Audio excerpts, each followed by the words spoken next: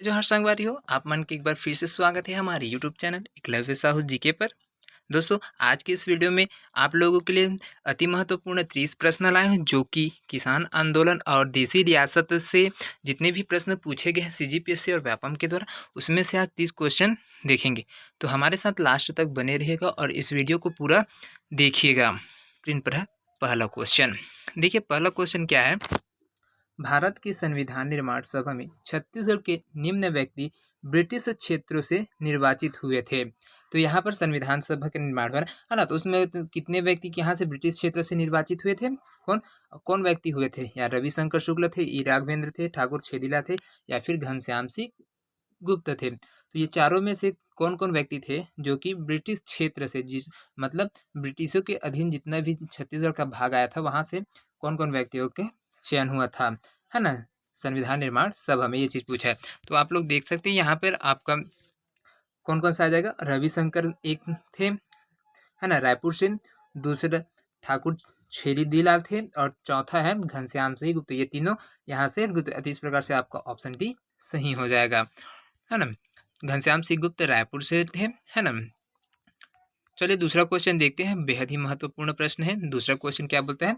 संविधान सभा के लिए छत्तीसगढ़ से निर्वाचित प्रतिनिधि थे। कौन थे? पंडित रविशंकर शुक्ल, घनश्याम सिंह गुप्त, पंडित रामगोपाल तिवारी या डॉक्टर ई राघवेंद्र राव। तो कौन थे संविधान सभा के लिए जो छत्तीसगढ़ से निर्वाचित हुए थे? उनमें से व्यक्ति कौन थे? जो ऑप्शन में दिया है उसके हिसाब से आपको आंसर बताना है। सीजीपीएससी के द्वारा इस प्रश्न को लिया गया था।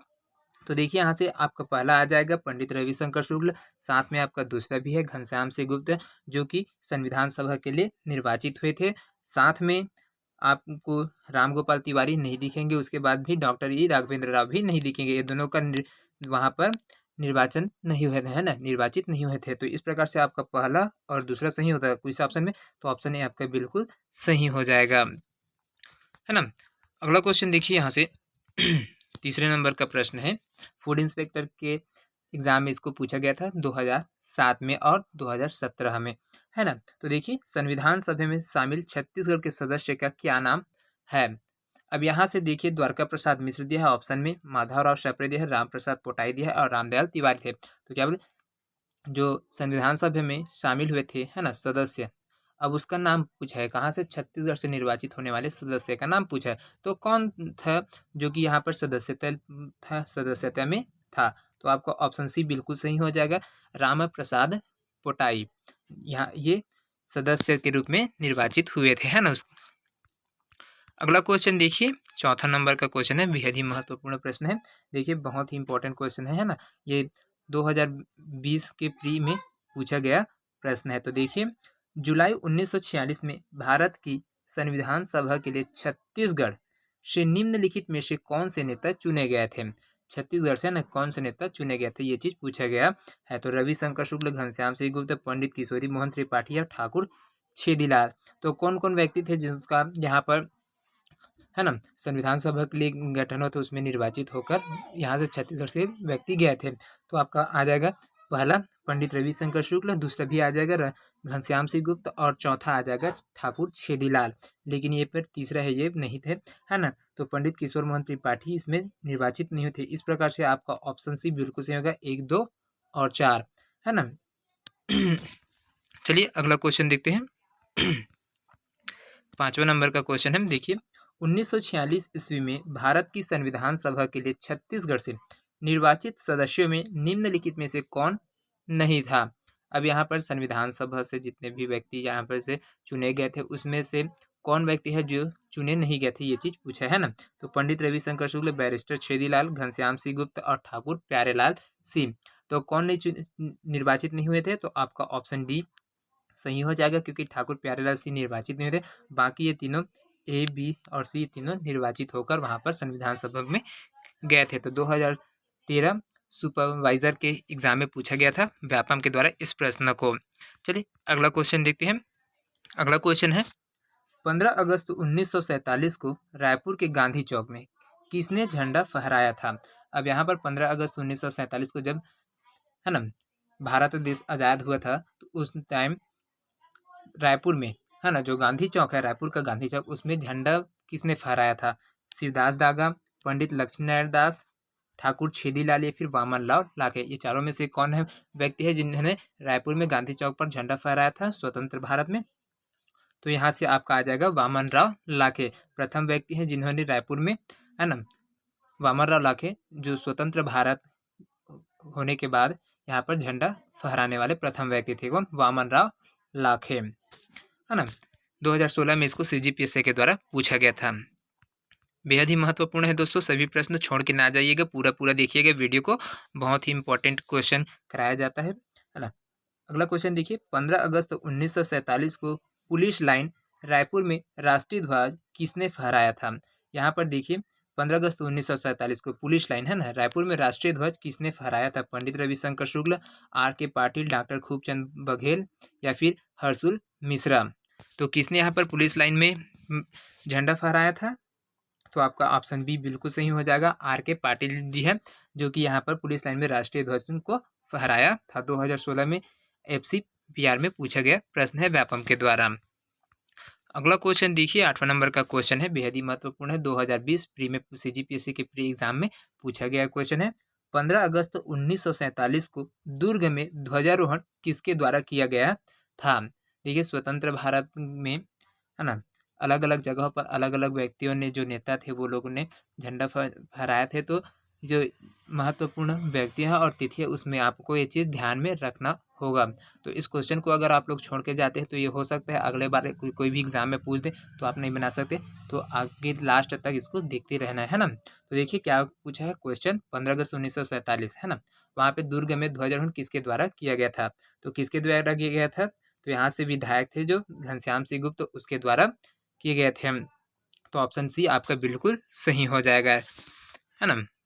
प्रमुख नेताएं हैं जो यहाँ पर भारत छोड़ो आंदोलन में भाग लेने वाले व्यक्ति थे। बहुत ही महत्वपूर्ण क्वेश्चन है दोस्तों। ये देखिए यहाँ पर निम्नलिखित में से कौन सी जोड़ी सुमेलित नहीं है, ये चीज पूछा है। घटना दिया है और व्यक्ति का नाम दिया है ना। ये घटना है उस समय का और इधर व्यक्तियों का नाम है, तो इसमें से आपको मेल करके बताना है ना। तो देखिए यहाँ से ए में दिया हुआ है, समोदा में राजनीतिक सम्मेलन कब हुआ था? 7 से 8 दिसंबर में। तो यहाँ पर इसके नेता कौन थे, व्यक्ति कौन थे या फिर नेतृत्वकर्ता कौन थे समोदा राजनीतिक सम्मेलन में? 7 से 8 दिसंबर को थे, तो इसका आ जाएगा डॉक्टर खूबचंद बघेल, ये सुमेलित है, ठीक है, सही है ये चीज़, है ना। दूसरा देखिए, बिलासपुर में विद्यार्थी सप्ताह कब हुआ था? 13 से 15 दिसंबर के बीच में हुआ था। भुवन भास्कर इसके नेतृत्व करते थे, ये भी बिल्कुल सही है। तीसरा देखिए यहाँ से, तहसील राजनीतिक सम्मेलन बेमेतरा में होता है, कब हुआ था? 31 दिसंबर 1946 को। किसके द्वारा किया गया था? मोहनलाल बाकली वाला के द्वारा, है ना। तो ये भी आपका बिल्कुल सही है। उसके बाद देखिए, रायपुर के गांधी चौक में तिरंगा झंडा किसने फहराया था? तो पंडित रविशंकर शुक्ल बताया है ने फहराया, है ना, 15 अगस्त 1947 को। तो ये बिल्कुल गलत हो जाएगा दोस्तों, यहाँ पर वामन राव लाखे ने गांधी चौक में झंडा फहराया था, है ना। तो ये वाला ऑप्शन आपका डी गलत हो जाएगा। और ये देखिए, बिलासपुर में तिरंगा झंडा किसने फहराया था? तो राम गोपाल तिवारी ने फहराया था, तो ये भी बिल्कुल सही हो गया। तो इस प्रकार से जो आपका सुमेलित नहीं है दोस्तों, ऑप्शन डी बिल्कुल राइट आंसर हो जाएगा। ये सुमेलित नहीं है, बाकी सब सुमेलित है। 2020 में इसको पूछा गया था प्री में CGPSC के द्वारा। अगला क्वेश्चन देखिए यहाँ से, 10वां नंबर का क्वेश्चन है, बिलासपुर के स्वतंत्रता संग्राम सेनानी कौन नहीं थे? ठाकुर छेदीलाल, यदुनंदन प्रसाद श्रीवास्तव, श्री चिंतामणि उत्तलवार, श्री राजकिशोर वर्मा, श्री अमरनाथ तिवारी। तो कौन से व्यक्ति है जो कि स्वतंत्रता संग्राम के सेनानी नहीं है? तो आपका ऑप्शन ई बिल्कुल सही हो जाएगा, अमरनाथ तिवारी है, ये सेनानी नहीं थे, स्वतंत्रता संग्राम में सेनानी नहीं थे। बाकी छेदीलाल, यदुनंदन प्रसाद श्रीवास्तव, चिंतामणि उत्तलवार और राजकिशोर वर्मा ये सबसे सेनानी थे, है ना। 2017 में इसको सी में पूछा गया है CGPSC के द्वारा। अगला क्वेश्चन देखिए यहाँ से, बेहद ही महत्वपूर्ण क्वेश्चन है, निम्नलिखित छत्तीसगढ़ में किसान आंदोलन उनके नेता में क्या सुमेलित नहीं है? तो देखिए यहाँ पर ऑप्शन में दिया गया किसान आंदोलन दिया है और उनके नेता का नाम दिया गया जो नेतृत्व करता था, है ना। तो उसको आपको जो सुमेलित नहीं उसको देखकर आपको पहचानना है ना। तो ऑप्शन ए में क्या है, डोंडी लोहारा जमींदारी में किसान आंदोलन कब हुआ था, 1937 से 39 के बीच में। तो इसके नेतृत्व करता कौन थे, नरसिंह प्रसाद अग्रवाल थे। तो ये स्टेटमेंट बिल्कुल सही है, जो सुमेलित है। दूसरा देखिए, छुई खदान रियासत में लगानबंदी आंदोलन कब हुआ था, 1939 में। तो इसके नेतृत्वकर्ता कौन है, राम नारायण मिश्र है। ये भी सुमेलित है। ऑप्शन सी देखिए, कांकेर रियासत में किसान आंदोलन कब हुआ था, 1944-45 में। तो इसके नेतृत्वकर्ता कौन थे, इंदु केमठ थे, है ना। तो ये भी बिल्कुल सही है। और डी देखिए, शक्ति रियासत में किसान आंदोलन 1947 में हुआ था, किसके द्वारा, कन्हैया लाल पांडे के द्वारा दिया गया। तो यही ऑप्शन बिल्कुल गलत है दोस्तों, है ना। देखिए यहाँ से 2011 में इसको पूछा गया प्रश्न है एजी के द्वारा। अगला क्वेश्चन देखिए, 12वां नंबर का प्रश्न है, 1937 में इस राज्य में स्थित डोंडी लोहारा जमींदारी में कृषक संघर्ष के दौरान निम्नलिखित में से किसने सत्याग्रह किया गया था। अब यहाँ पर डोंडी लोहारा में जमींदारी कृषक था, है ना, वहाँ पर कृषकों के बीच में क्या होता, संघर्ष हुआ था, है ना। उसमें कौन कौन व्यक्ति था जिसने सत्याग्रह किया था, वली मोहम्मद, नरसिंह प्रसाद अग्रवाल, वासुदेव देशमुख या फिर सरयू प्रसाद अग्रवाल। इनमें से कौन से व्यक्ति थे जिसने यहाँ पर सत्याग्रह किया था, कहाँ पे, डोंडी लोहारा में। तो आपका ऑप्शन ए बिल्कुल सही हो जाएगा दोस्तों, ऑप्शन ए बिल्कुल सही है, वली मोहम्मद ने सत्याग्रह किया था। 2017 में इसको पूछा गया प्रश्न है। हाँ, अगला क्वेश्चन देखिए यहाँ से 13वां नंबर का क्वेश्चन है, छत्तीसगढ़ की डोंडी लोहारा जमींदारी में 1937 में दीवान के विरुद्ध किसानों का आंदोलन हुआ, जिसमें निम्नलिखित में से किसके नेतृत्व में किसानों ने सत्याग्रह किया था। अब यहाँ पे डोंडी लोहारा है, उसमें 1937 में क्या हुआ था, आंदोलन हुआ था। तो उस आंदोलन में किसानों ने क्या किया था, सत्याग्रह किया था। तो किसके नेतृत्व में सत्याग्रह का आयोजन हुआ था उस 1937 में, ये पूछ। तो आपका क्या है, ऑप्शन दिया है, नरसिंह प्रसाद अग्रवाल, सरयू प्रसाद अग्रवाल, वली मुहम्मद और वासुदेव देशमुख। तो इसके नेतृत्वकर्ता कौन थे इस आंदोलन के, तो आपका ऑप्शन बी बिल्कुल सही हो जाएगा, सरयू प्रसाद अग्रवाल इसके नेतृत्वकर्ता थे। देखिए सेट डी क्वेश्चन नंबर 91 दिया है, सीजीपीएससी प्री में पूछा गया था 2019 में। बहुत ही इंपॉर्टेंट प्रश्न है दोस्तों, क्योंकि ऐसे क्वेश्चन आप लोगों को किसी भी अकेडमी या फिर जो कोचिंग क्लासेस है उसमें आपको देखने को नहीं मिलेगा, है ना। तो बेहद ही महत्वपूर्ण क्वेश्चन है। सरयू प्रसाद अग्रवाल आपसे नेतृत्व करते थे। तो चलिए अगला क्वेश्चन देखते हैं, 14वां नंबर का प्रश्न है यहाँ से, इस राज्य की निम्नलिखित में से किस जमींदारी में जमींदार के अत्याचार के विरुद्ध 1946 में किसान आंदोलन हुआ था। अब यहाँ पर जमींदारी आंदोलन हुआ था किसके विरुद्ध में, है ना। तो जमींदार थे वो लोग, अत्याचारी थे, तो उसके विरुद्ध में 1946 में किसान आंदोलन किया गया था। तो किस कहाँ पर हुआ था ये चीज़, छुई खदान में, खुज्जी में, पाना बरस में या फिर डोंडी लोहारा में। तो कहाँ पर हुआ था किसान आंदोलन, तो ऑप्शन डी आपका बिल्कुल सही हो जाएगा, डोंडी लोहारा में, है ना। सीजी व्यापम के द्वारा 2018 में डीआईजी के में पूछा गया प्रश्न है।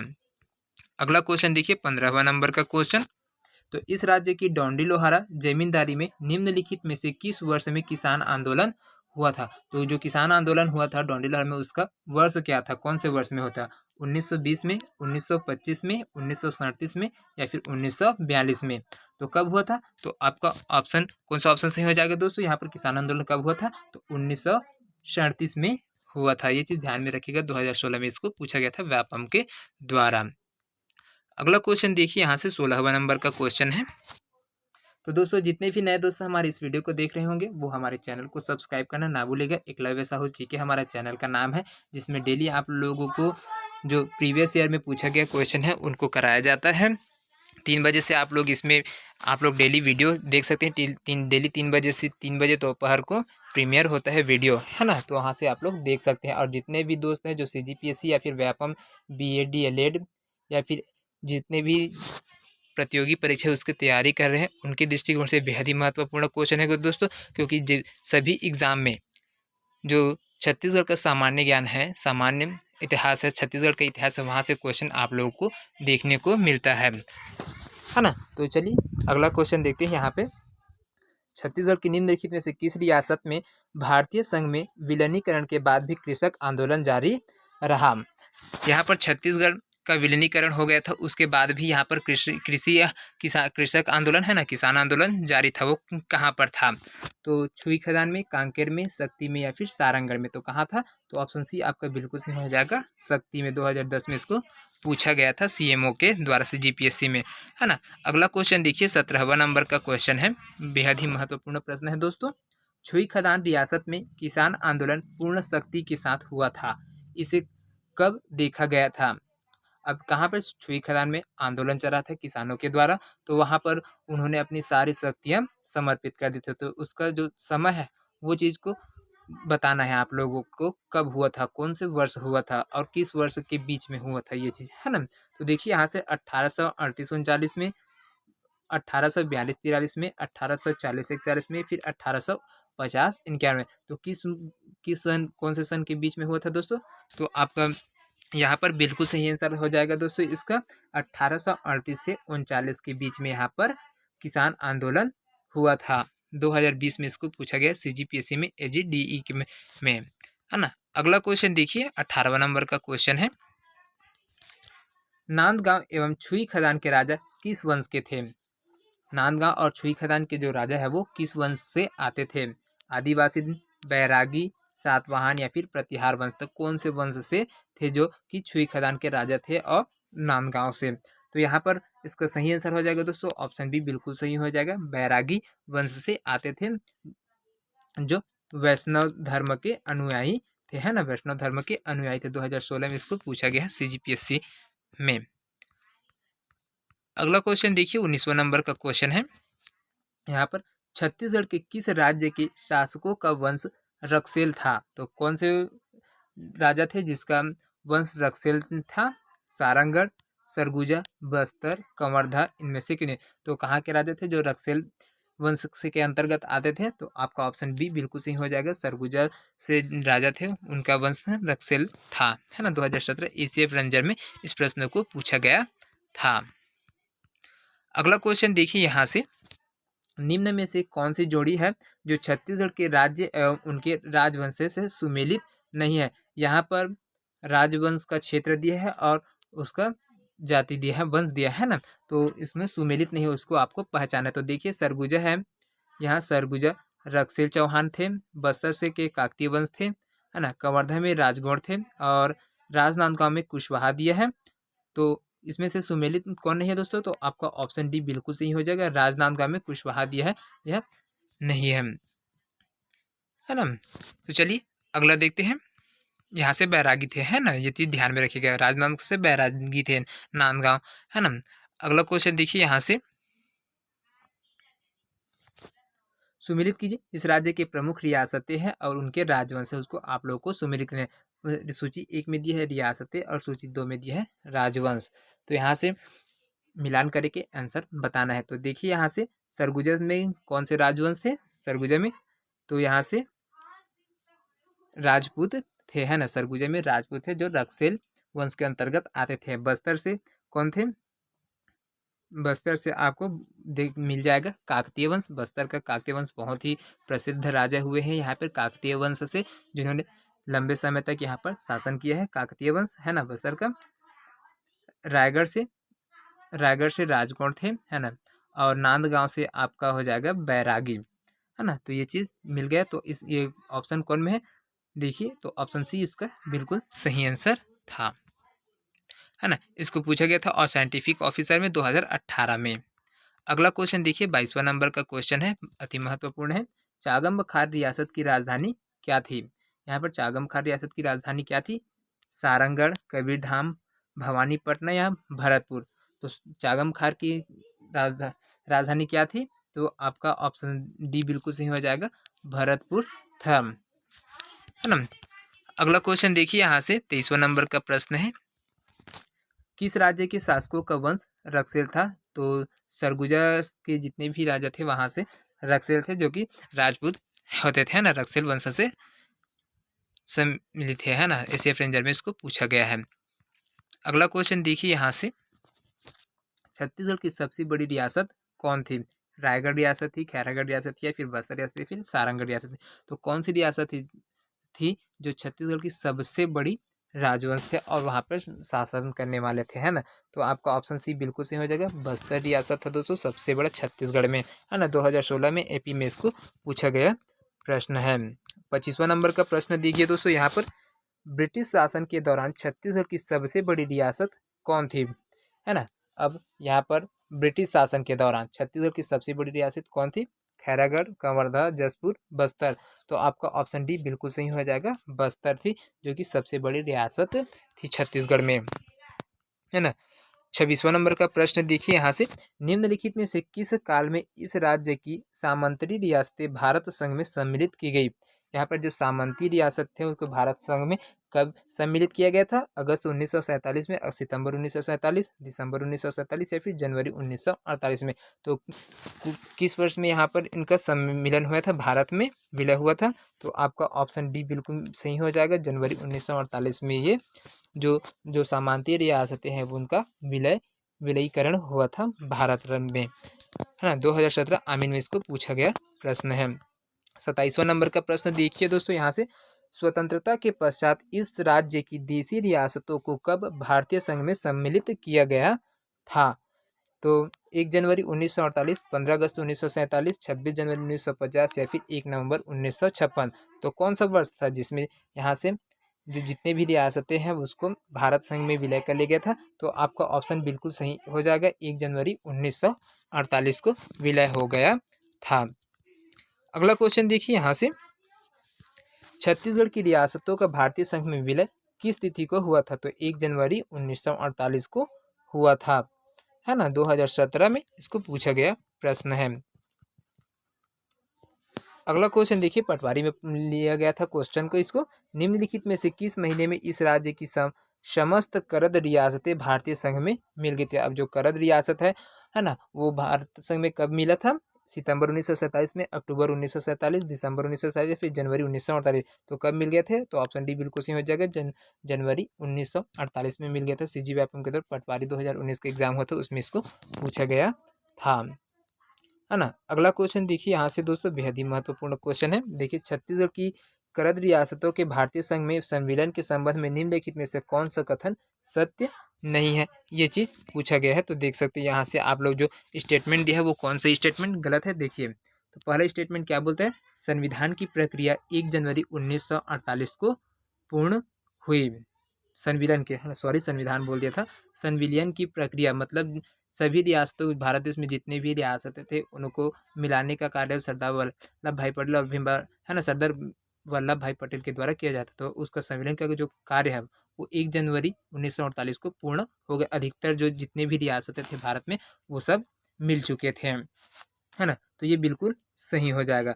दूसरा देखिए, संविलियन में पंडित रविशंकर शुक्ल का महत्वपूर्ण योगदान। तो जी बिल्कुल बहुत ही बड़ा योगदान था दोस्तों। यहाँ पर छत्तीसगढ़ की जितनी भी रियासतें छोटे बड़े वो सबको मिलाने में महत्वपूर्ण भूमिका पंडित रविशंकर शुक्ल का था। तीसरा देखिए, संविलियन सरदार पटेल के मार्गदर्शन में संपन्न हुआ। तो ये भी बिल्कुल सही है दोस्तों यहाँ से। और डी देखिए, सभी रियासतों के शासकों ने संविलियन पत्र में हस्ताक्षर किए थे। तो ये भी बिल्कुल सही है। और पांचवा देखिए, बस्तर रियासत को इस संविलियन में शामिल नहीं किया गया था। तो ये बिल्कुल गलत है दोस्तों। यहाँ पर बस्तर रियासत भी है जो वो भी यहाँ पर विलय हो गया था। तो इस प्रकार से आपका जो सुमेलित ऑप्शन नहीं है वो ऑप्शन ई हो जाएगा, है ना? तो चलिए अगला क्वेश्चन देखते हैं। तो इस प्रकार से दोस्तों यहाँ पर टॉप 30 प्रश्न हो गए हैं। जितने भी दोस्तों यहाँ पर पूरे वीडियो देख रहे उन लोगों को मेरे तरफ से तहे दिल से धन्यवाद। और इसी प्रकार से हमें सपोर्ट करते रहिए दोस्तों। आप लोगों के सपोर्ट से ही मैं और अच्छे से अच्छे वीडियो बनाकर ला पाऊंगा और बहुत सारा क्वेश्चन लेकर आऊँगा। अभी तो छत्तीसगढ़ का प्राचीन इतिहास और आधुनिक इतिहास में अभी पूरे चैप्टर बाकी जिसमें से पूछा गया प्रश्न है वो आप लोग को कंटिन्यू प्रोवाइड होता रहेगा। तो हमारे साथ बने रहेगा और सभी दोस्तों के साथ भी आप लोग शेयर करते रहिएगा। तो आई होप ये वीडियो पसंद आया होगा। मिलते हैं नेक्स्ट वीडियो में, तब तक के लिए अलविदा। जय हिंद, जय Chhattisgarh. Thank you so much दोस्तों।